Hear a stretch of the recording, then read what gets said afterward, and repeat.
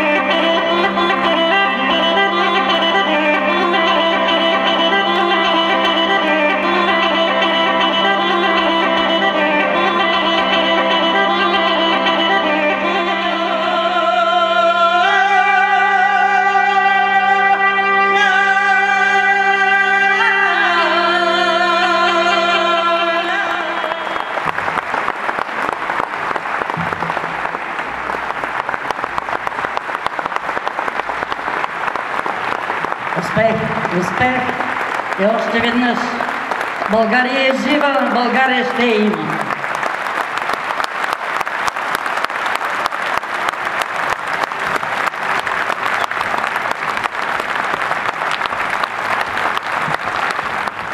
Стига сме се оплаквали и нищо не правили. Все сме недоволни. От какво? Искам да ви кажа, че съвсем наскоро бяхме в една централна африканска държава, Конго. Там знаете ли, че официално се хранят един път на ден. И на планетата Земя, от тия близо 8 милиарда души население, има един златен милиард, в който сме и ние, които се хранят 3 пъти на ден, които когато пуснат водата в къщи могат да пият.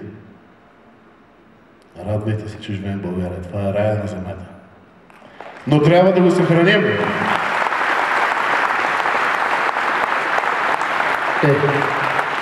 Малко доста. Там с усмивки и с добро сърце няма да станат нещата. Трябва да натискане, момчета. Желая ви успех. И според мен, постоянно се изказвате по телевизията и казвате, младите хора бягат, трябва да направим нещо. Аз ще ви кажа, много е лесно. Направете минималната работна заплата, 600 лева и те ще се останат тук. Те ще си бъдат в България, не в чужбина.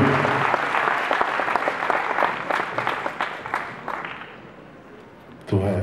На 25 ви желая, въобще ви желая здраве и разум, а пък на 25 здрав разум.